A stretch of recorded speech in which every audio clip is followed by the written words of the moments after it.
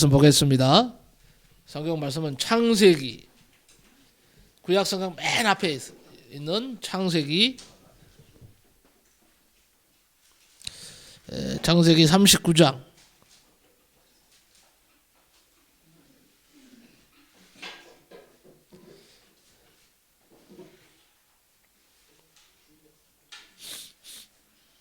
창세기 39장 1절부터 5절입니다.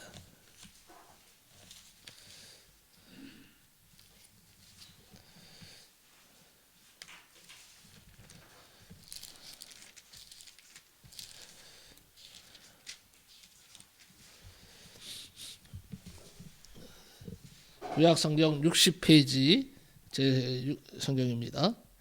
창세기 39장 1절부터 5절입니다. 다 같이 우리 5절까지 합독을 합니다. 시작. 요셉이 이끌려 애굽에 내려가매 바로의 신하 애굽 사람 보디발이 그를 그리로 데려간 이스마엘 사람의 손에서 요셉을 사니라. 여호와께서 요셉과 함께 하심으로 그가 형통한 자가 되어 그의 주인 애굽 사람의 집에 있으니 그의 주인이 여호와께서 그와 함께 하심을 보며 또 여호와께서 그의 범사에 형통하게 하심을 보았더라. 요셉이 그의 주인에게 은혜를 입어 섬김에 그가 요셉을 가정 총무로 삼고 자기의 소유를 다 그의 손에 위탁하니 그가 요셉에게 자기의 집과 그의 모든 소유물을 주관하게 한 때부터 여호와께서 요셉을 위하여 그 애굽 사람의 집에 복을 내리심으로 여호와의 복이 그의 집과 밭에 있는 모든 소유에 미친지라. 아멘. 오늘 이 말씀을 가지고 그의 범사에 형통케 하심을 보았더라. 오늘 이 말씀에 많은 은혜가 있으시기를 바랍니다. 저는 이번 주간에 두 가지 참 놀라운 사실을 발견했습니다. 하나는 지난 주간에 사진을 찍었어요. 사진을 찍었는데 프로필 사진, 내 인생을 대변할 수 있는 그 얼굴 사진이죠. 프로필 사진을 이제 좀 찍었으면 좋겠다. 우리 이제 인터넷 방송도 나가고 하니까. 그래서 이제 지난 화요일인가요? 지난 화요일 날 사진을 찍게 됐어요. 아침에 이제 11시 도착하니까 11시 정도 됐더라고요. 사진을 찍는데 저는 그냥 한두 커터 정도 프레임을 찍는 줄 알았어요. 와, 50프레임을 찍은 거예요. 50프레임. 50컷을 찍었는데 사람 환장하겠더라고. 진짜 사진 찍는다는 게, 모델이 된다는 게. 요 서 있는데 다리가 떨리죠. 근데 뭐 자세가 틀렸다고 옆으로 틀어라, 뭐 이쪽으로 틀어라, 얼굴 틀어라, 배 나왔다고 또 뭐라 그러죠. 배 집어넣으라고 뭐라 그러지. 또 약간 숙이니까 숙였다고 막 또 뭐라 그러지. 뒤로 좀 들라고, 고개를 들라고, 고개 들면 너무 들었다고 또 막 뭐라 그러죠. 서서만 찍은 게 아니에요. 이제 의자에 앉아서 찍는데 또 다리를 앞으로 너무 내밀었다느니 좀 오그리라느니 아유. 그리고 앉아 있는데도요. 정면을 보려고 하면 정면 보면 안 된다. 약간 틀어서 또 고개를 들고 옆에 몸을 약간 이렇게 틀고 고개만 이렇게 돌리라는 거예요. 웃으라는 거야 또. 웃는데 내가 평상시에 잘 웃질 않는가 봐요. 웃으라는데 웃음이 나와야지. 그러니까 앞에서 이제 이 사진사가 나 앞에서 재롱은 다 뜨는 거예요. 이러면서 웃으라고 그러는데 막 손짓 발짓 이러면서 하는데 그래도 웃음이 안 나오니까 화가 났는가 봐. 아니 좀 웃으세요. 평상시에 웃을 일이 없으신가 보죠. 그러는데 또 화도 나더라고 진짜. 네? 그래 막 이렇게 저렇게 하고는 나중에는 허리가 아파갖고요. 내가 중간에 좀 한 30커트 정도 했는데 중간에 좀 시작을 했어요. 너무 내가 허리가 아프다 지금. 그래도 이분이 그러는 거예요. 아니 모델 하는 게 쉬운 줄 아세요? 그래서 50커트를 찍고 나서요. 내가 깨달았습니다. 야, 그 사진 찍는 모델들 대단하구나. 응? 나는 1시간 좀 넘게 찍었거든요. 1시간 좀 넘게 찍었는데 온몸이 뒤틀리고 아프고 그냥 죽겠더라고. 오죽했으면 내가 그랬어요. 아유 이제 이렇게 사진 찍으면 나 다시는 사진 안 찍는다고. 근데 이 모델들 말이에요. 사진 찍는 분들, 모델들은 어떨 때는 한 7시간, 8시간 찍는데요. 거기서 거기서 몇 카트 건지는 거예요. 그래서 이 사람들 정말 대단한 사람들이구나 하는 것을 깨달았어요. 존경해야 되겠다 하는 생각을 깨달았어요. 그리고 어제 또 이제 신방을 계속 이어갔습니다. 오늘은 우리 오후 4시에 우리 정연옥 성도님 신방이 잡혀 있는데 어제는 오해숙 집사님 또 신방을 갔죠. 우리 권사님, 김지한 지사님, 또 김난영 사모와 또 우리 저하고 갔는데 깜짝 놀랐어요. 왜 놀란 줄 아세요? 가면서 이렇게 먼 거리에서 오는구나. 나는요 좀 눈물이 나더라고. 진짜 운전을 하면서 우리 교회를 얼마나 사랑하기에 우리가 거의 한 1시간 간 것 같아요. 우리가 고속도로를 타고 왔거든요. 이 내비가 빨리 알려주는 걸로 갔는데 근데 시간이 엄청 걸렸어요. 1시간 가까이 걸린 것 같아. 내가 못해도. 근데 계속 하면서 그랬어요. 정말 이 먼 거리에서 정말 오시는 분들 대단한 분이다. 정말 칭찬받아 마땅하다. 하나님께서 이런 가정들, 이런 심령들을 축복하지 않고는 누구를 축복하십니까? 그러면서 놀랐어요. 감사했어요. 그러면서 하나님이 참 우리 신성종합교회를 사랑하시는구나 그런 생각을 하면서 정말 모두가 일심으로 감사하고 감격했습니다. 놀랐습니다. 오늘 말씀으로 들어가겠습니다. 그의 범사에 형통하게 하심을 보았더라. 오늘은 우리가 잘 알고 있는 요셉 얘기를 하고자 합니다. 애굽에 팔려간 요셉의 모습이 오늘 읽은 본문에 잘 나와 있습니다. 요셉이 애굽에 팔려갈 때 나이가 17살이었어요. 근데 팔려갔는데 노예로 팔려갔어요. 종으로 팔려갔어요. 첫 번째 이제 팔려간 곳이 그 당시 애굽왕 바로의 경호실장이었던 보디발이라고 하는 사람의 집에 노예로 종으로 팔려갑니다. 왜 하나님께서 요셉을 하필이면 왕의 경호실장 보디발의 집으로 들어가게 하셨을까를 생각하게 됩니다. 왜일까요?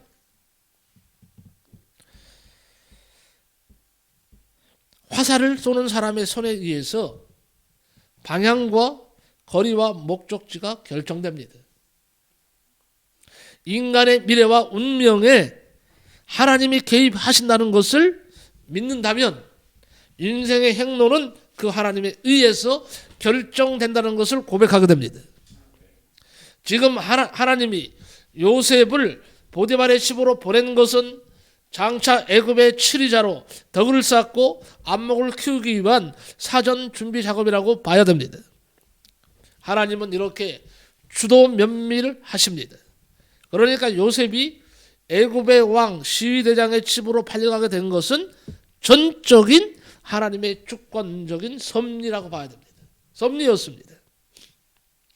그때부터 요셉은 30살이 될 때까지 약 13년을 종살이하고 억울한 누명으로 옥살이를 하는 고난의 세월을 보내게 됩니다. 그리고 그의 나이 30이 되어서 애굽의 왕 바로의 꿈을 해석하게 되어서 갑자기 총리로 발탁이 됩니다.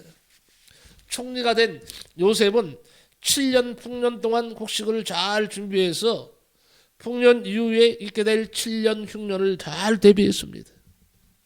이 과정에서 고향에 살던 가족들, 아버지와 자기를 상인으로 팔아버린 형들까지 애굽 고센 땅으로 이민을 하도록 도와주어서 하나님의 원대하신 계획을 이루게 하는 첩경이 되었다. 하나님의 계획대로 히브리 민족이 애굽에서 살 수 있게 된 것입니다. 이것이 요셉의 인생에서 중요한 줄거리입니다. 오늘 본문은 요셉의 인생 가운데 가장 어려운 시기였던 애굽의 시위대장 보디발의 집에서의 종살이와 보디발의 아내의 유혹을 물리침으로 당했던 옥살이에 대한 내용을 담고 있습니다. 요셉을 한번 조명해 보고 다시 한번 은혜를 받고자 합니다. 저는 우리가 요셉을 통해서 도대체 형통이 무엇인가를 알아봐야 됩니다. 형통이 뭐냐? 사람들이 대부분 형통하면 잘 되는 것만 알고 있어요. 그렇죠? 모든 것이 잘 되는 게 형통 아닙니까? 세상 사람들의 기준으로 볼 때. 오늘 본문에서 가장 중요한 중심 단어는 뭐니 해도 형통이에요. 형통. 2절에 보니까 그가 형통한 자가 되어, 3절에는 그의 범사에 형통케 하심을, 23절에는요 그의 범사에 형통케 하셨더라. 하나님께서 요셉을 모든 일에 형통케 하신 것입니다. 그러면 형통이라는 이 단어 원어적으로 보면요, 원어를 합칠 필요가 있는데, 이 형통이라는 말은 히브리어로 세 가지의 단어로 쓰였습니다. 하나는 뭐냐면요, 자라크라고 합니다. 히브리어로 자라크라고 하는데, 이 말은 장애물이 있는 곳을 뛰어넘다 혹은 건너가다, 그런 뜻입니다. 또한 번영하다는 뜻도 있습니다.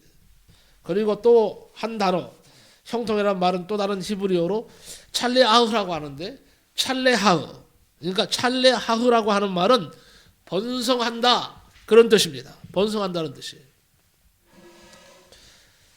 성공한, 번성한, 성공적, 이런 뜻이고, 또 하나의 단어가 있습니다. 히브리어로 보면 샤칼이라고 하는데, 이 샤칼이라는 말은 번영했다, 성공했다, 완결형으로 되어 있습니다.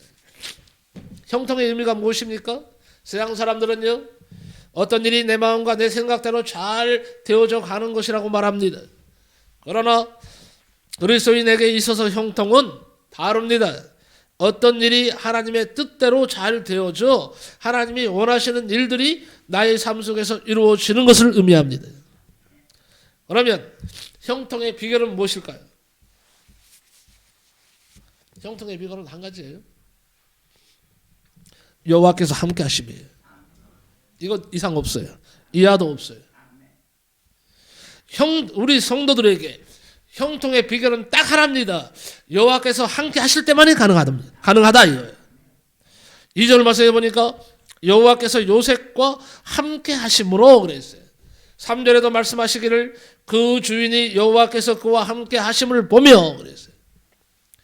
요셉의 형통은 철저하게 하나님이 함께 하시기 때문에 가능했어요.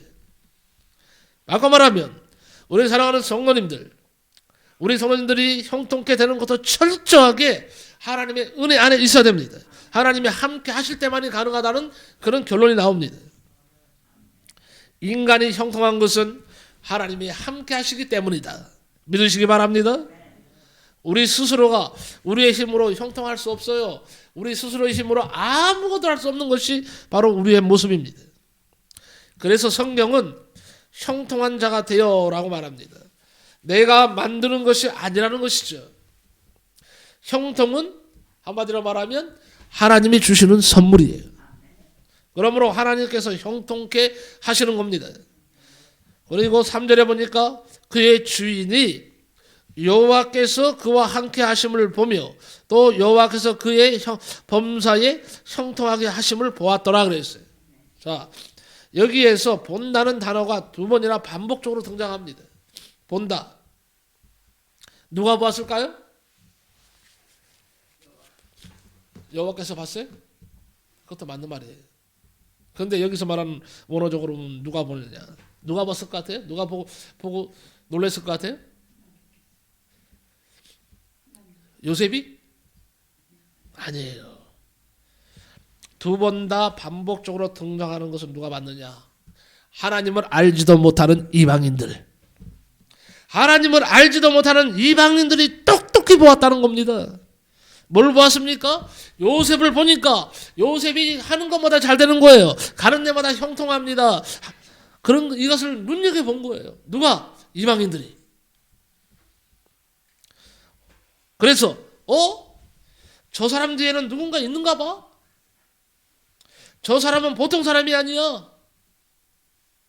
그리고 더 나갔어. 아니 저가 믿는다고 하는 하나님은 정말 살아계신 분인가 보다.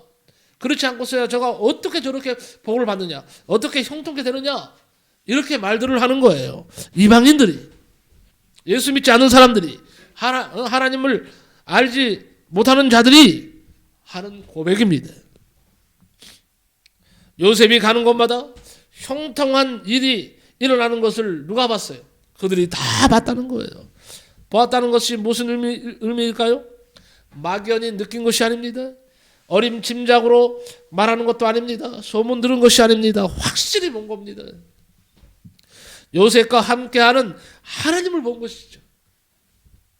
그때 요셉이 하는 일마다 잘 되고 다 나은 자리로 고난에 부딪히면 부딪힐수록 한 걸음 더 전진하는 모습을 그들이 본 겁니다. 그리고 또 형통의 범위가 어디까지냐? 범사예요. 범사. 범사라는 건 일상생활 속에 형통이 임했다는 거예요. 3절에 여호와께서 그의 범사에 형통케 하심을 보았더라. 범사에 형통합니다. 형통하는 사람은 여러분이요, 범사가 잘 됩니다. 범사가 아니면 형통이 아니죠. 내 생활 속에 일어나는 일들이 잘 되지 않으면 그건 형통이 아닙니다. 부분적으로 형통하면 형통이 아닙니다. 신명기의 주제는요, 여호와께서 너의 범사에 내게 복을 주시리로다. 다른 말로 하면 손으로 하는 범사에 하나님이 형통케 하신다는 거예요. 하나님은 온전하신 하나님이십니다. 하나님은 풍성하신 하나님이십니다. 모든 것을 확실하게 주시는 하나님이십니다. 저는 찬송가 434장을 부를 때 참 힘이 납니다. 나의 갈 길 다 가도록. 그 찬송 부를 때 굉장히 힘이 나고 용기가 납니다. 나의 갈 길 다 가도록 예수 인도하시니 내 주 안에 있는 긍휼 어찌 의심하리요. 믿음으로 사는 자는 하늘 위로 받겠네. 무슨 일을 만나든지 만사형통하리라. 무슨 일을 만나든지 만사형통하리라. 아멘. 믿음으로 사는 사람은 만사형통합니다. 고난 속에 있습니까? 시련 속에 있습니까? 연단 속에 있습니까? 힘을 내세요. 두려워하지 마세요. 괴로워하지 마세요. 하나님은 살아계십니다. 하나님은 나와 함께 하십니다. 하나님께서 나를 형통케 하시려고 잠시 잠깐 동안에 고난을 주실 수도 있어. 그러나 얼마 지나지 않아서 하나님께서 예수 그리스도를 붙잡고 살아가는 우리들 일으켜주시고 세워주시고 형통케 하실 것을 믿습니다. 두 번째는요, 요셉의 형통의 비결이 뭔가를 우리가 배워야 돼요. 첫째는 요셉처럼 형통하려면요, 해야 할 것이 있어요. 첫째가 뭐냐? 하나님과의 관계를 바르게 하라. 하나님과의 관계에서 요셉이 성공했기 때문에 형통한 자가 되었다는 것을 알 수가 있습니다. 모든 것을 성공한다고 하더라도 하나님과의 관계에서 실패하면 그 사람은 성공한 사람 같지만은 사실은 실패한 것입니다. 요셉이 하나님과의 관계에서 성공했다는 증거는 하나님께서 요셉과 동행했다는 사실에서 찾아볼 수가 있습니다. 하나님은 언제나 우리와 함께 하시기를 원하십니다. 그럼 왜 하나님께서 요셉과 함께 하셨을까요? 그 이유는 요셉의 삶에는요, 매사가 하나님 중심이었기 때문입니다. 퍼스트 가시라고 하죠. 중심. 하나님이 중심이었다. 삶의 중심이었다. 요셉의 삶의 중심이기도 했습니다. 요셉이 보디발의 집에는 노예로 있었습니다. 그때 보디발의 아내의 집요한 유혹을 받죠. 노예로서 주인의 집요한 요구를 거절하기가 쉽지 않았을 것입니다. 어렵습니다. 당시 노예는요, 생명이 없어요. 내게 아니에요. 내 생명이라도 내게 아닙니다. 인생, 내 인생이라도 내 인생이 아니에요. 노예예요. 노예로서 내 삶 전체가 다 누구의 것입니까? 주인의 것입니다. 노예는요, 예만 있고 아니오가 없는 존재입니다. 그때 주인의 요구를 거절한다는 것은 이거는 목숨을 건 거절이에요. 생사 여탈권이 그 주인에게 있었기 때문입니다. 그런데 요셉은 그 요구를 과감하게 뿌리칩니다. 그 거절의 이유가 무엇입니까? 9절에 보니까 이것은 하나님께 죄라는 거예요. 그걸 인식을 했다는 겁니다. 똑똑하게 요셉은 인식하고 있었다. 이건 하나님이 원하시는 일이 아니다. 이건 하나님 앞에 범죄하는 것이다. 그리고 뿌리치고 어떻게 해서 심지어는 웃돌이 옷도 말이에요. 벗겨주면서 그냥 도망가 버려요. 죄 안 지으려고. 하나님께 이것은요, 신앙인에게는 삶의 중심의 뼈와 같은 것입니다. 그래서 요셉은 결국 감옥에 가죠. 감옥에 있을 때 왕의 신하를 만나게 됩니다. 둘을 만나죠. 그 두 신하가 밤에 꿈을 꾸고 근심에 차 있을 때에, 그래서 요셉이 왜 그러냐고 묻자 꿈을 꾸었는데 해석할 수가 없다는 거예요. 그래서 거기서 요셉이 꿈을 해석해 주죠. 왕을 만날 수 있는 기틀이 여기에서 마련된 겁니다. 분명히 보디발의 아내의 그 잠자리를 같이 하자는 유혹이 있을 때에 과감하게 물리쳤습니다. 그리고 이것은 하나님 앞에 범죄하는 것이라고 분명히 그가 고백했습니다. 그래서 감옥에 갔습니다. 사람들이 생각할 때 너는 이제 죽었다. 하지만 하나님은 그 고난의 시간 속에 장소에서 놀라운 역사를 이루십니다. 거기서 누구를 만납니까? 바로 보디발의 그 감옥에서 왕의 신하 둘을 만나잖아요. 관원. 그들의 꿈을 해석해주고 나중에 어떻게 됩니까? 그들이 왕궁의 하나가 복이 되죠. 하나는 죽고 그 사람이 3년이 지난 다음에 요셉을 생각한 거예요. 참 하나님이 희한하게 하나님께서 일을 가다가 만드시는 거예요. 느부갓네살 왕이요, 꿈을 꿨잖아요. 꿈을 꿨는데 그 꿈을 해석할 자가 없는 거예요. 왕도요, 꿈을 꾸고 나서 잊어버린 거야. 근데 꿈이 이상하게 사람이 그런가 봐. 기분 나쁘고 도대체 뭔가 찜찜하니까 결국 가서는 어떻게 해? 내 꿈을 해석하라는 거예요. 아니, 자기도 자기가 꿈도 모르는 주제에 말이야. 자기도 잊어버렸잖아요. 꿈을 꾸고 나서. 이런 모든 것들이 뭐냐?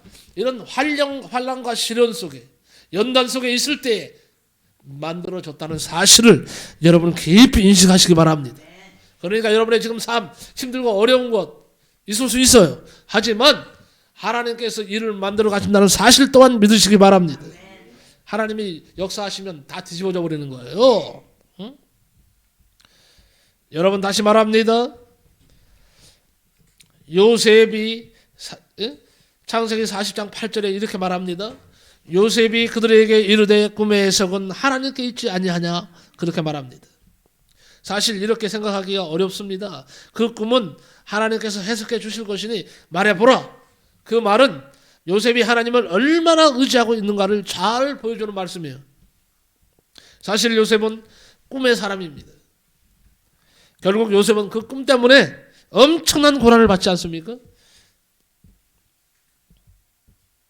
때로는요, 여러분이 죄를 지어서 고난당하는 거라고 생각하시지만 아니에요. 아닐 수 있어요. 응? 너무 자책하지 마세요. 하나님께서 새로운 계획을 이루시기 위해서, 하나님께서 더 좋은 곳으로 예비하신다면 내가 생각하지 못할 어려움을 당할 수도 있다는 사실이에요. 네? 그렇지만 그것은 반드시 승리한다. 반드시 잘 된다 하는 것을 요셉이 여실히 보여주고 있어요.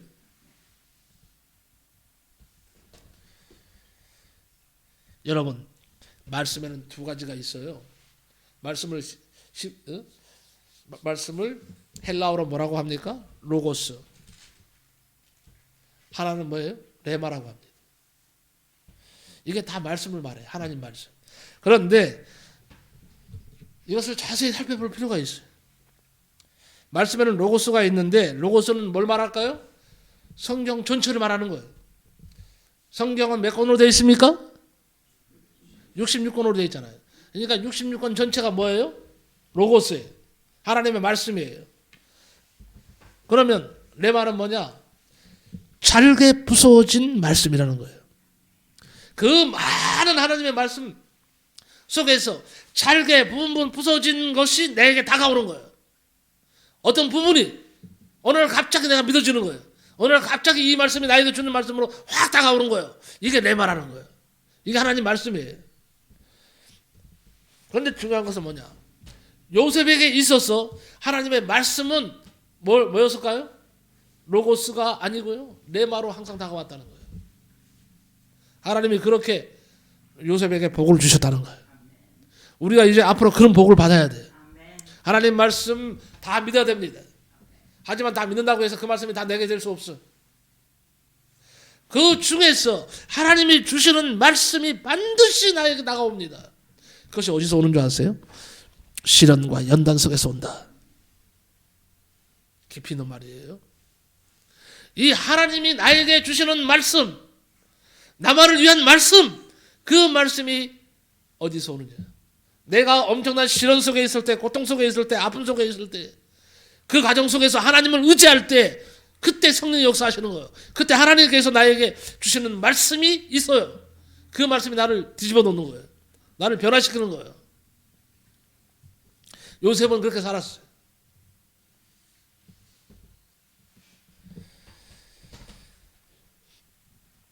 하나님 중심 살았다는 거예요.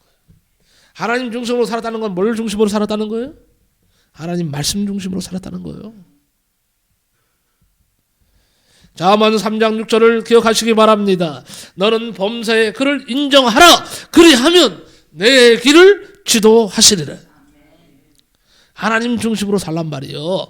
요셉의 삶의 중심이 하나님 중심이었다. 그러면 어떤 사람이 기도합니까? 하나님 제일주의로 사는 사람이 기도하는 거예요. 하나님 제일주의로 살지 않는 사람은 기도하고 싶어도 할 수가 없어요. 제대로 된 기도를 할 수가 없어요. 요셉은 기도의 사람이었습니다. 하나님은 요셉의 일생 동안 계속해서 하나님의 비밀을 보여주십니다. 여러 사람이 꿈을 꾸고 해석하지 못해서 어려울 때에 그는 누구도 모르는 비밀을 알아내고 해몽을 해주고 그대로 이루어지는 일들이 흔했다는 것입니다. 그가 다른 사람들이 알지 못하는 비밀을 알 수 있게 된 비결은 예레미야 33장 3절에 나오는 말씀이에요. 너는 내게 부르짖으라. 내가 내게 응답하겠고 내가 알지 못하는 크고 비밀한 일을 내게 보이리라. 기도는 하나님과 교통하는 시간입니다. 기도는 교제하는 시간입니다. 기도는 대화하는 시간입니다. 제가 지난주에 골방에 고래가 산다는 시를 썼어요. 여기 지금 있어요. 여기 없나요? 여기 있네요. 옹달샘이. 이게 보통 시가 아니에요. 내 골방에 고래가 산다. 한번 읽어드릴게요. 내 골방에 고래가 산다. 내 골방 겨우 3평, 사물함 2개, 옷 진열대에 옷 몇 벌, 싱글 침대가 고작. 누우면 금방 햇빛이 얼굴에 쏟아진다. 당신이 보기엔 쥐구멍 속을 같아도 왕도 가질 수 없는 궁전이다. 이곳에 푸른 고래가 산다. 고래는 긴 검은 호수같이 늘어진 삶의 흔적을 날마다 품는다. 내 골방은 하늘문과 가깝다. 하늘의 길과 닿아 있어 기도하면 예수가 다녀가신다. 시도 자주 놀다 가신다. 해석은 다음에 해드리겠습니다. 여러분 요셉을 통해서 배울 수 있는 것은 요셉은 꿈꾸는 자지만 정말로 멋진 사람이었다. 하나님 중심으로 살았어요. 말씀 중심으로 살았어요. 어디를 가든지 내가 고난을 당해도, 내가 시련을 당해도, 내가 아픈 속에서 눈물을 흘린다 할지라도, 돌아서서 그냥 아파서 괴로워할지라도 그는 항상 여호와 하나님 중심 여호와 하나님이 떠나지 않았어요. 그 생각에서 그 말에서 그는 하나님을 원망하지 않았습니다. 그렇게 하니까 하나님은 요셉의 일생 동안에 계속해서 찾아오시는 것이고 계속해서 하나님의 그 신령한 비밀들을 다 보여주시는 거예요. 요셉은 기도하는 사람이었다. 여러분도 모두 기도의 용사들이 되시기 바랍니다. 두 번째는요, 자기와의 관계에 성공했어요. 이게 가장 힘들어요. 나와의 관계, 하나님과의 관계는 뭐 두말할 것도 없지만 사실 더 힘든 것이 내가 나 자신을 컨트롤하는 것이 힘든 거예요. 내가 내 자신을 안다는 것이 너무 힘들어. 어떨 때는요, 나는 지금 62년, 63년을 살아왔지만 지금도 나를 모르겠어요. 어떨 때는 내가 왜 이런 행동을 하는지 모르겠어요. 나도. 그래서 여러분에게 말합니다. 자기와의 관계에 성공해야 된다. 그래야 형통한 자가 된다. 요셉은 자기와의 관계에 성공했다. 요셉은 비밀이 없었어요. 하나님 앞에 자신을 그대로 다 드러낼 줄 아는 사람이었다는 거예요. 신앙생활은 뭡니까? 자기와의 싸움인 겁니다. 자기 관리를 잘해야 됩니다. 보통 상처가 많은 사람들은요, 자기와의 관계가 잘 안 된답니다. 자기와의 관계가 안 된 사람들의 특징은 뭡니까? 열등감이나 교만이에요. 그런데 요셉의 일생을 살펴보면 그는 수많은 상처를 받을 수밖에 없는 환경을 통과했지만 그에게는요, 열등감은 1도 없었어요. 열등감, 교만함은 찾아볼 수가 없습니다. 요셉에게는 건강한 뭐가 있었을까요? 자아상이 있었습니다. 건강한 자아상을 갖는다는 것은 굉장히 중요합니다. 아무리 좋은 환경 속에서 살아도 건강한 자아상을 가지지 못한 사람은 불행합니다. 아무리 어려운 상황 속에 있어도 건강한 자아상을 가진 사람은 행복해질 수밖에 없다 하는 겁니다. 여러분, 자신의 가치를 주님 안에서 인정하십시오. 내 가치가 하찮은 가치가 아니에요. 예수님이 생명까지 바치면서 나를 불러주신 이 가치예요.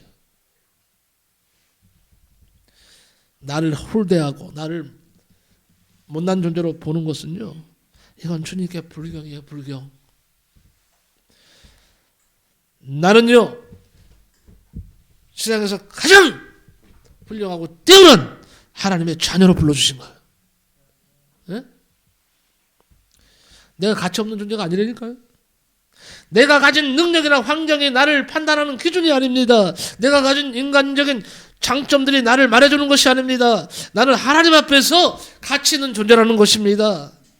나는 독생자 예수 그리스도의 생명을 주고 구원해 주신 하나님의 자녀입니다. 힘을 내십시오. 그리고 또 한 가지 중요한 것이 있어요. 요셉에게서 발견할 사항들은 그의 무기가 뭐냐. 그의 무기가 뭐냐. 몇 가지는 밝혀졌지만 진짜 중요한 무기가 있어요. 성실함에 있었다. 언제나 성실했다. 이거예요. 요셉은 남이 보든 보지 않든 언제나 성실하게 생각하고 성실하게 일을 했다는 거예요. 성실했다는 거예요. 자신과의 싸움에서도 그래서 이길 수 있었던 거예요. 농부는요, 열심히 심어야 돼. 운동선수는 열심히 연습을 해야 됩니다. 사업가는 열심히 투자를 해야 돼요. 요셉이 그 꿈을 이루는데 가장 큰 투자는 뭐였느냐? 성실이었어요. 우리는 때로는 남이 볼 때는 성실한 것 같은데 내 혼자 있을 때 아무도 없을 때는 성실하지 못한 경우가 많이 있어. 안 그렇습니까?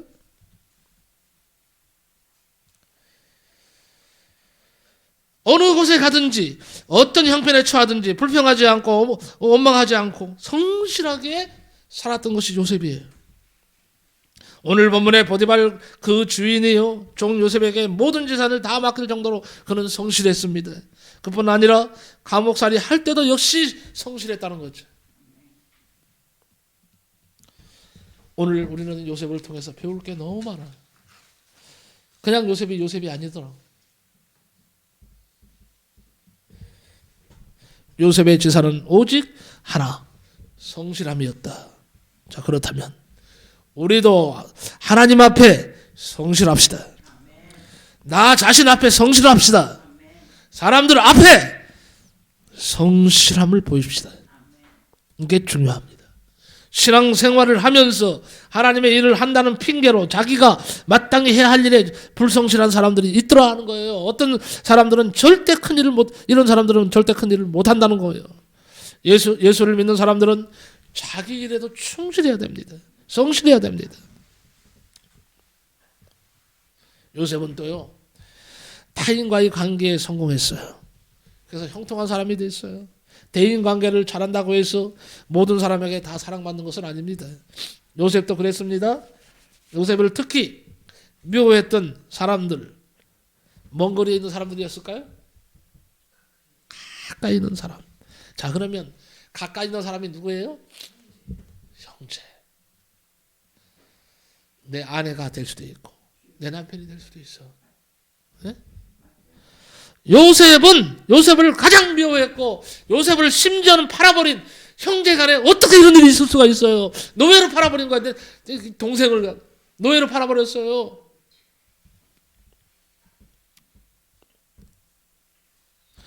요셉에게도 자기를 미워하는 사람들이 있었어요. 성경적인 입장에서 보면 대인관계, 그런데 성공한 사람이에요. 여러분, 대인관계에는요 거리가 있어요. 가까이 해야 할 사람이 있어요. 가까이 한다고 모두 다 동일하게 가까이 하는 것은 아닙니다. 아주 가까워야 할 사람이 있고 적당한 거리에서 가까이 지내야 할 사람이 있다는 거예요. 멀리 해야 할 사람이 반드시 있습니다. 가까이 해야 할 사람을 멀리 하는 것도 문제고 멀리 해야 할 사람을 가까이 하는 것도 문제입니다. 대인관계를 잘하는 사람은 상대에 따라서 가장 합당한 거리를 유지하는 사람들입니다. 보디발의 아내는 가까이 해야 할 사람이 아니었습니다. 요셉은 그녀를 동침할 만큼 가까이 해서는 안 되는 것을 철저히 알았습니다. 그리고 자기가 아는 대로 적당한 거리를 두었습니다. 요셉의 대인관계는요 원수와의 관계에서도 빛을 발합니다. 원수가 누구예요? 형제가 원수요. 형들은 요셉을 상인들에게 팔았습니다. 그 결과 정말 13년 동안요 종살이 옥살이 죽도록 고생했습니다. 인간적으로 생각하면 너무도 억울합니다. 그런데 세월이 지나서 요셉과 형들의 관계가 역전되었습니다. 요셉은 뭐가 됐습니까? 총리가 되었습니다. 형들은요 요셉에게 양식을 사야 되는 처지에 놓였습니다. 요셉에게는 충분히 원수를 갚을 능력이 있었습니다. 원수를 갚을 기회가 왔습니다. 그런데 요셉은 원수를 갚지 않았어요. 오히려 사랑의 눈물을 흘렸습니다. 형들이 살 수 있는 길을 제공합니다. 대단한 사람입니다. 창세기 45장 5절에 보면요, 당신들이 나를 이곳에 팔았으므로 근심하지 마소서, 한탄하지 마소서, 하나님이 생명을 구원하시려고 나를 당신들 앞서 보내셨나이다 그랬어요. 여러분, 이는 이로 눈은 눈으로 갚는 세상의 이치와는 너무도 다른 반응이에요. 원수를 사랑하고 축복하라는 성경적인 반응, 복음적인 반응을 누가 보였습니까? 요셉이 보인 것입니다. 오늘 말씀을 잘 마음에 새기시기 바랍니다. 오늘 말씀을 들으셨습니까? 결론적으로 말씀을 드리겠습니다. 요셉의 모든 관계의 성공의 키는 하나님과의 관계에 있었다. 그렇습니다. 요셉의 성공의 핵심은 하나님과의 관계의 성공이었다. 꼭 기억하시기 바랍니다. 여러분도 하나님과의 관계가 성공적이 되기를 축복합니다. 그리고 어떤 환경에서도 하나님께서 나를 버리지 않으신다는 확신을 갖고 믿음을 갖고 사시기 바랍니다. 이 확신을 가지고 하나님을 의지하셔서 하나님께서 예비하시는 형통의 복을, 요셉의 복을, 형통의 복을 여러분 모두가 받으시길 예수의 이름으로 간절히 축복합니다. 기도합니다.